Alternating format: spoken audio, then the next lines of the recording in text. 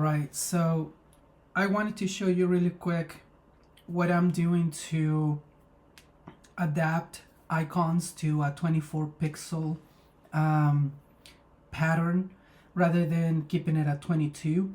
And that is just a few pixels, but it makes a big difference when it comes to working with the icon itself. So one of the things that we want to make sure of is that the icon is visible for modern screens.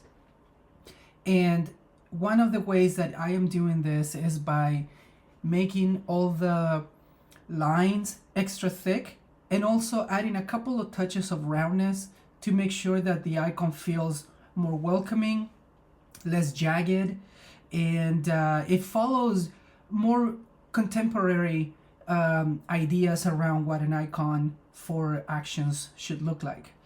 Now, like with anything, this is just an artistic expression. It's not something that you must do. And there are various examples of how icons can differ in style, in presence, and however you want to do it. So one of the things that I wanted to show you is what I'm doing here. So on the left, you have a regular, everyday icon pattern setter that, or the icon grid that you can use to set your icons onto. Now, why do we do this kind of patterning inside the icon boundaries? And it's because it's one of the ideas that help us keep consistency for sizing, where we also have the ability to give our icons a little bit of breathing room. As you can tell, for example, we have 2 pixels on every side that allow the icon to breathe. So bringing icons to the right to the edge of the bounding box is not always the best idea. It actually can lead to problems, as there may be other graphics around the icon that may not make it quite as visible. And so, just like with any design, the use of negative space is very important. Now, as an example, I have this icon here that comes from the Breeze the Breeze collection, and there are some very easy graphical ideas here that you can employ. So I am working out of Figma, and but you can also use PenPod. Maybe Inkscape can also do this. I am not entirely sure, but you should be able to, for example, start a new line with a 2 pixel thickness. So that's what I've done for my Figma. So for example, if I click the P button, I can just do, well, let's start right here. So I'm gonna do a line right there. And if you notice, it's a 1 pixel line. So I'm gonna go to my preferences and change it to 2. Okay. Now I'm gonna switch to V so I can move this because it's clearly not in the right spot. Let me just make sure. There we go. So I'm going to choose, because this icon is quite tall, it seems to be aligned with either the center square of the pattern or with the tall rectangle of the pattern. So I am thinking that maybe what I want to do is keep it, I'll probably think about this, but maybe I'll keep it within the square bounding box rather than the tall bounding box, just to see how it works. If it doesn't look good, I'm going to move it. But I'm gonna duplicate this line because we have 2 places. And then I'm going to draw another, using the pen tool, I'm gonna draw another line from top to bottom. And you can see right off the bat, we have a thicker line, and it seems very balanced. So just for right now, I'm going to union these items so they're all one item, and I probably have to move it to the side. But how far to the side, we're going to figure this out in a minute. So we have the cursor icon to the left. Now let's try to make this icon here, which is the arrow. Now, I have worked on this before where we have chevron arrows available. Um, I will try to mimic this. So if I go closer, I can see that it's, let's see, how many pixels is this? 1, 2, 3, 4, 5, 6, 7, 8, 9, 10, 11, 12, 13 pixels. Okay, not the, it could be improved because 13 is an uneven number and that might kind of lead to problems, but let's try that. And so it's 13 pixels tall and it's about, let's just say, 1, 2, 3, 4, 5, 6 pixels thick. So let's see. So I'm gonna try this here, and the angle is not a 45-degree angle, so as you can tell. So let's just do our best here and try to imitate it. At least in the reference image, it's about 1 pixel off the top and the bottom. So it should kind of start here. Oh, let me do the pen tool. And let's do like that. And then let's come back to this. Okay. That doesn't look too good, right? So it sounds like at least the edges are like a little too on the side. So the angle is not the same. So I'm going to take the two notes and with my keyboard, I'm going to start pushing it forward. Okay, that seems more like it. And you notice that they moved in half pixel steps. That is because in my Figma, I set up the nudge amount to be 0.5. And this is really good, especially when you're working with icons at a very low resolution, something like 24, because if you use your arrow keys for precision moving, then it's not that easy to push them forward, right? They could jump 1 pixel entirely and you feel like you never get to the right place. And even though we're trying as much as we can with these icons to stay sharp, it is almost inevitable that at some point some of these icons will have to be in half pixels. But we try to minimize that to make sure that they're on 1. Now, this looks very similar already to me, but if you notice, I kind of have a problem because there is no space between the top and the bottom edge to the arrow. And in this one, I like the fact that there is a little bit of space between these two places.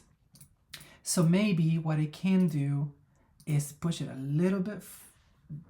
Maybe I'll crunch this one more. I'll put it down right there. And let me see if I can, there. That's within the space. Let's see. The perspective is not great. So I'm gonna try this trick again where I do this. Okay, that's on the pixel. So let's keep it there. All right, let's see. So here is our square bounding box, right? Like right here, as you can see. So we are probably off the mark with this icon. So let's see. This one should be right there, actually. That's the square. And I don't know if I want to push it all the way out. That would feel too wide and too separated in my eyes. So maybe we will do something really quick here where we do this. We're going to push them back a little bit. Okay. And we're going to push this 1 pixel back in. Now they feel more constrained and they seem to be in the middle. Yeah. Okay.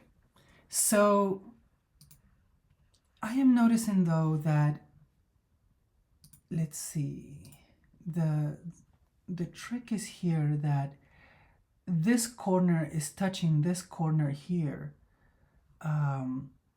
That may mean that this icon does not have the same amount of height as it does width.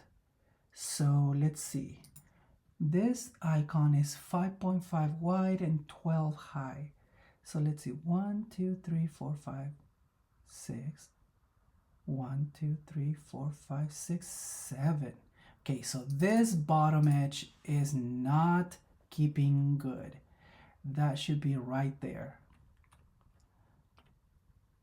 Right there. Let's see. I have it in the wrong place, so let me think through this. All right, so I think I found some problems here. As you can see, the icon is not, it wasn't aligned to the bottom pixels. So I noticed that my first pen tool, this strike line right here, it was not a whole number. It was 14.20 something. And I was like, well, that's wrong, right? It needs to be 14 even, because that will keep the sharpness. And that meant that my bottom serif right here was staying off the mark.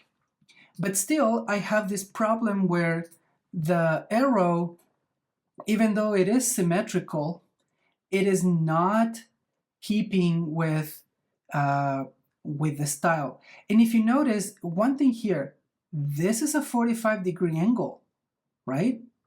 If you notice well, it goes from almost from this to there, and it's off the pixel as well.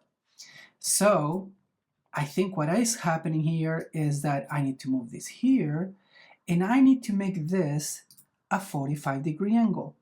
So we're going to grab it right there.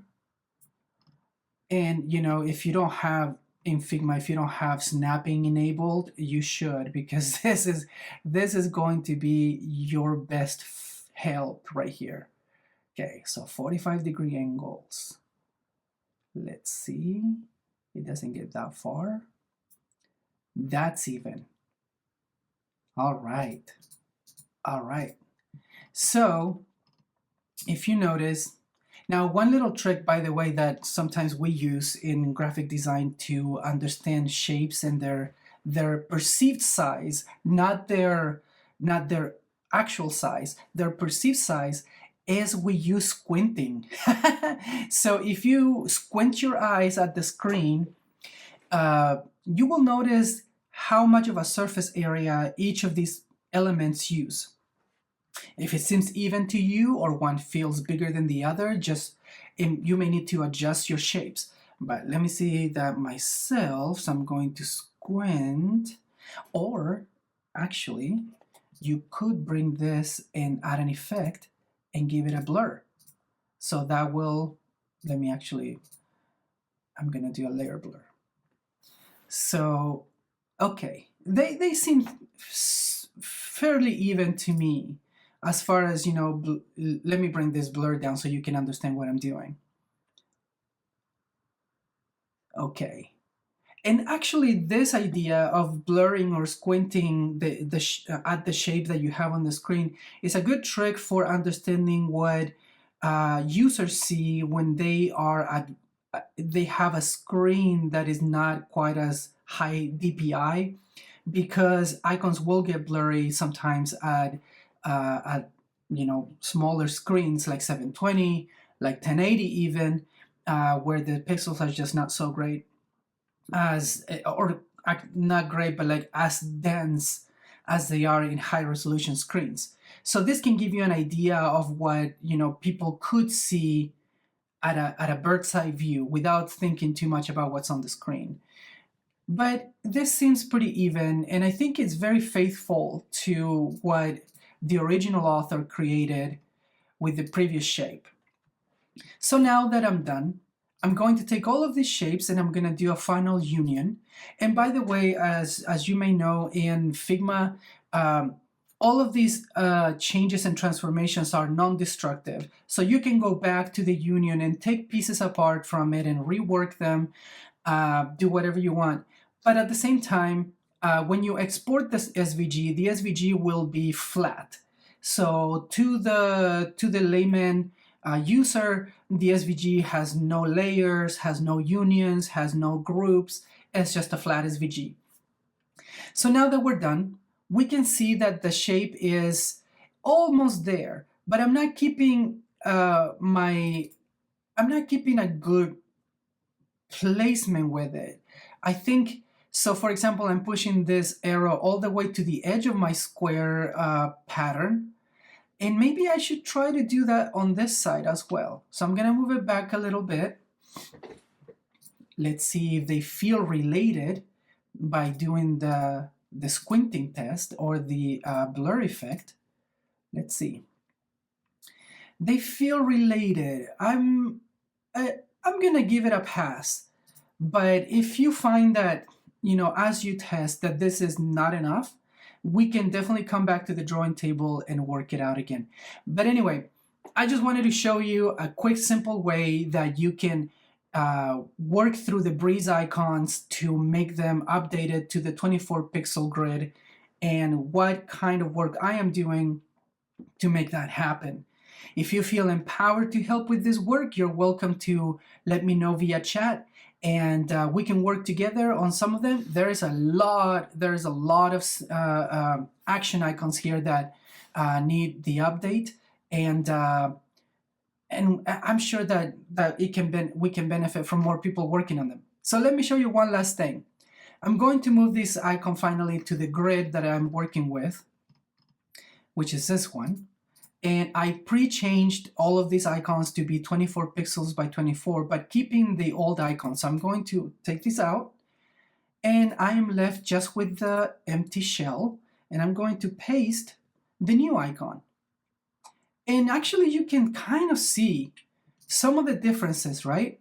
If you see this icon versus this icon at the bottom, which is a 22, and it's the current icon shipped by Breeze, you can see they're already looking a little bit chunkier, more substantial, probably higher defined. Look, if you start zooming out, you can make out more icons that are in the 24 pixel grid than in the 22.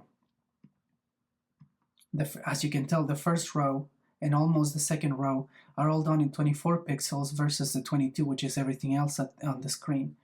So I think the changes are positive.